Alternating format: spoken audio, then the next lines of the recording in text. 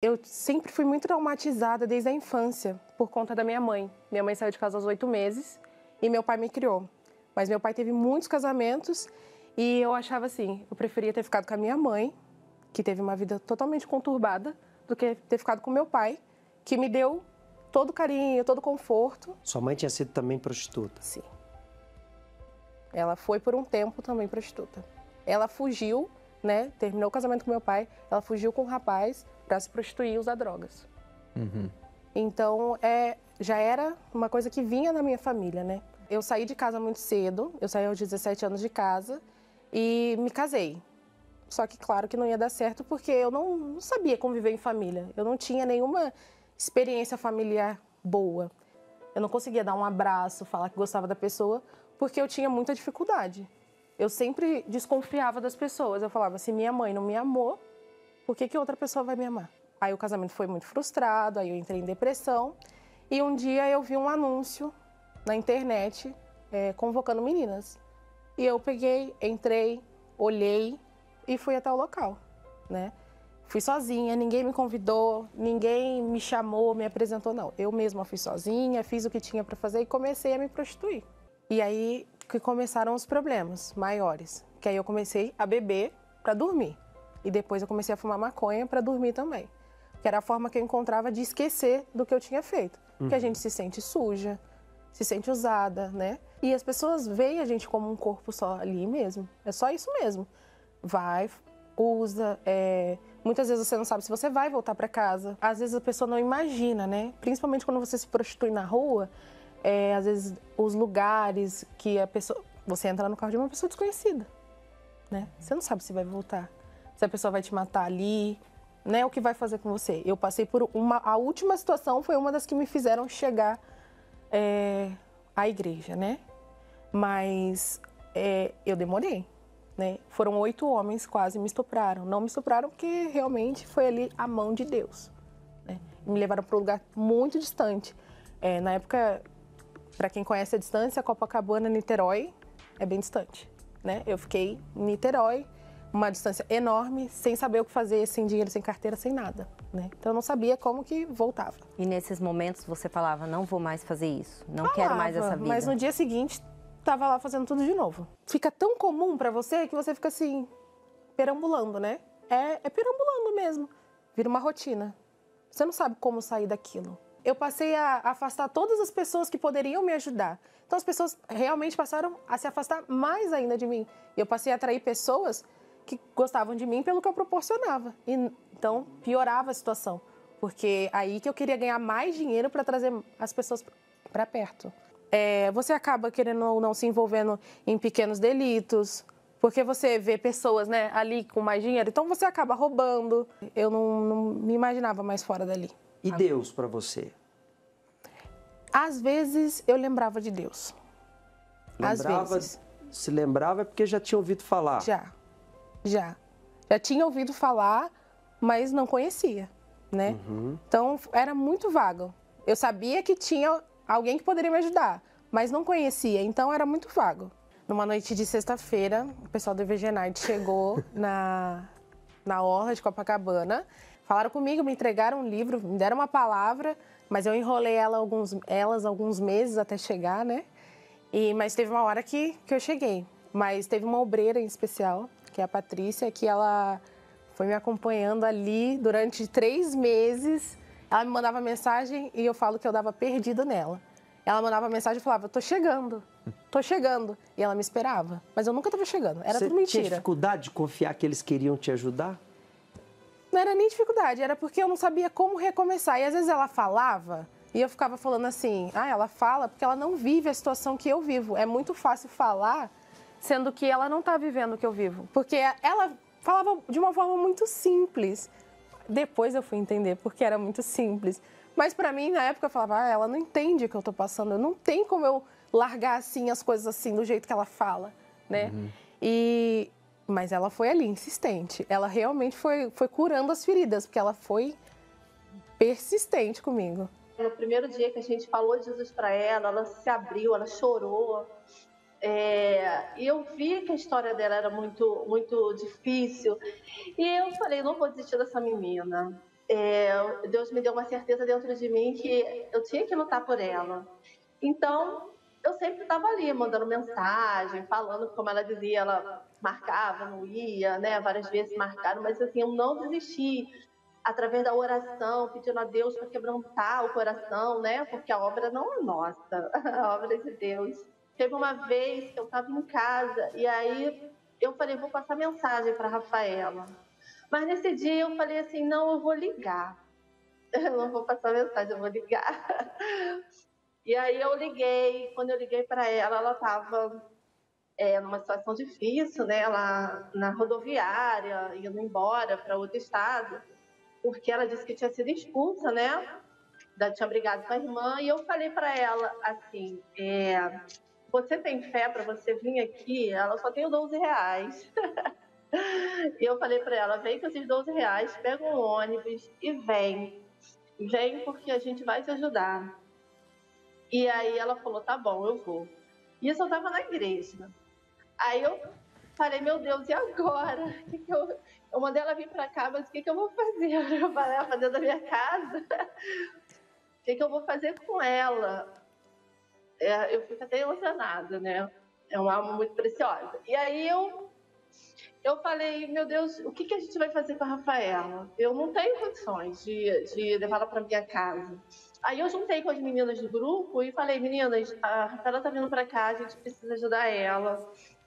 O que a gente faz? A gente juntou dinheiro, vamos botar ela no hotel hoje, vamos dar uma comida para ela almoçar, e amanhã Deus proverá, amanhã a gente vê o que vai ser. Aí botamos ela no hotel, e no dia seguinte eu liguei para uma amiga que vendia quentinha, falei, olha, saiu uma menina aí, dá a quentinha para ela, já tá paga, eu paguei, ela vai almoçar. E aí eu falei, meu Deus, agora é com o Senhor. E aí naquela noite seguinte, não tinha onde botar a Rafaela, aí a gente pagou de novo, né? Eu falei, é uma oferta para Deus, né? Esse dinheiro é uma oferta. E aí pagamos outra vez o hotel para ela ficar.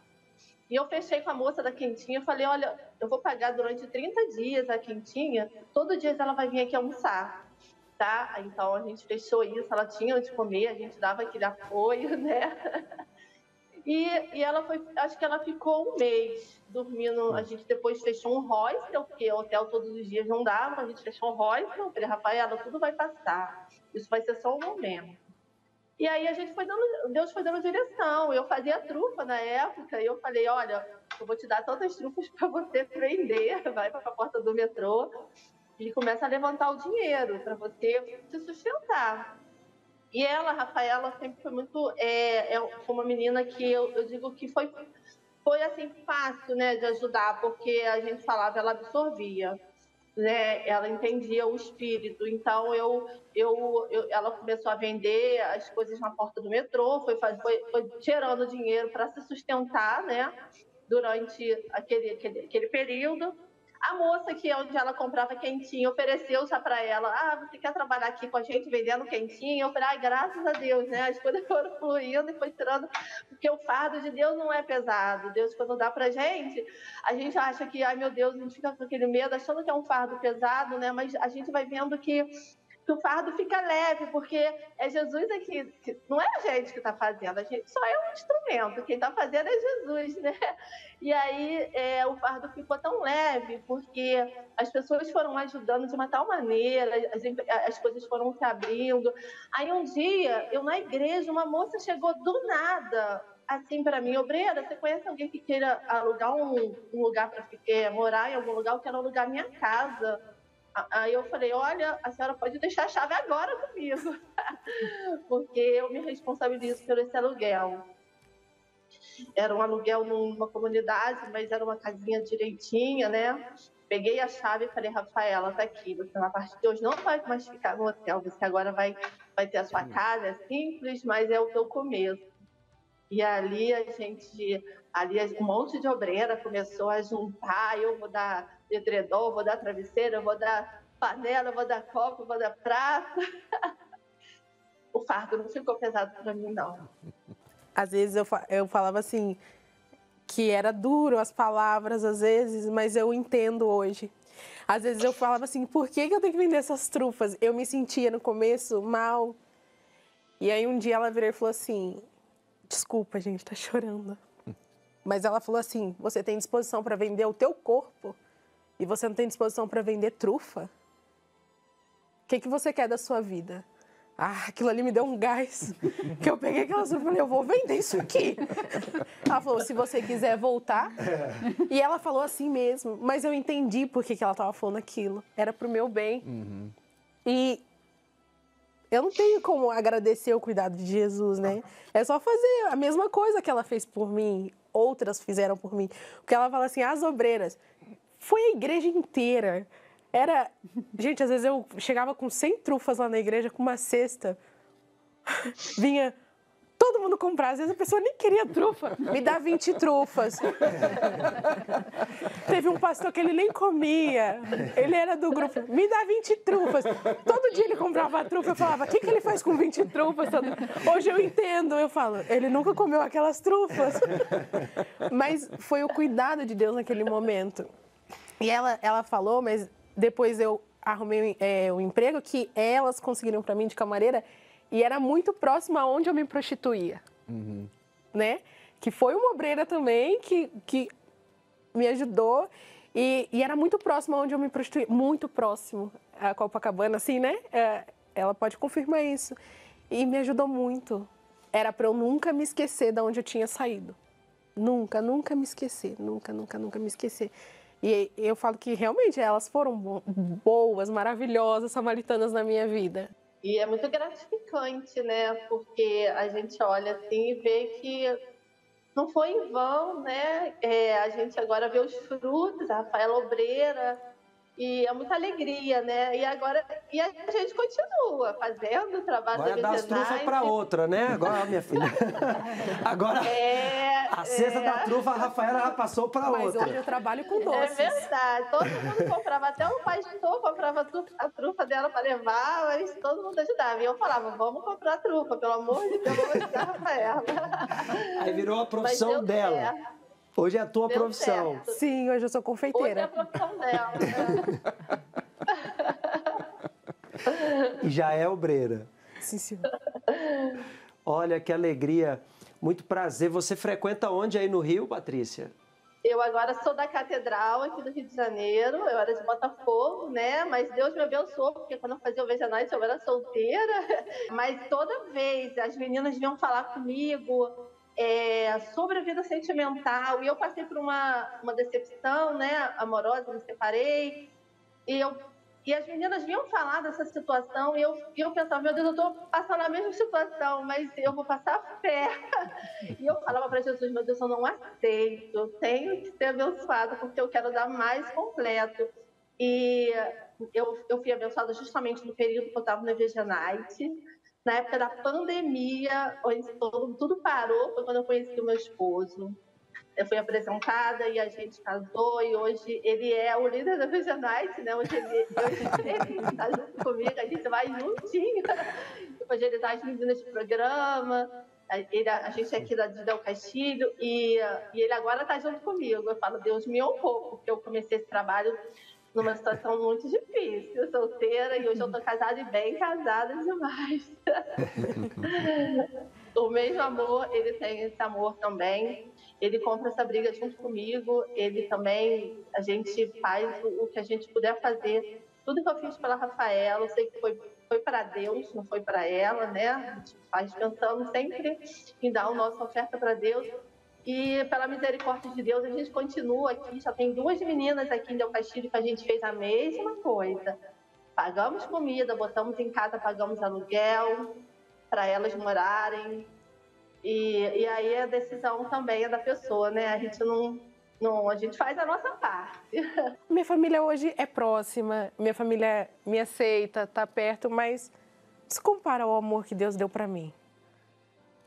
Quando eu tive realmente um encontro com Deus, entendi quem era Ele. Porque ela falava, os outros falavam, mas eu não sabia ainda quem era realmente. Mas quando eu conheci e entendi que Ele tinha preenchido realmente o vazio, eu perdoei as outras pessoas primeiro, acho que foi uma coisa que aconteceu, e entendi que eu não precisava de mais ninguém. As pessoas vieram, estão na minha vida, mas se elas não estivessem também, não seria mais necessário, porque eu já tenho ele. E você que dizia, ela não sabe o que eu estou passando, você pode dizer para essas meninas, eu já fui você, né? E eu já tive o privilégio de poder trabalhar com ela e com o esposo dela também, evangelizando. Então eu falo que eu tenho o privilégio de poder dizer, ela me ganhou e hoje nós não somos da mesma igreja, né? Mas que somos de igrejas diferentes, né? De localidades diferentes, mas já tivemos a oportunidade de trabalhar nós três juntos, de dizer, ela me ganhou e hoje eu estou aqui também para falar sobre isso.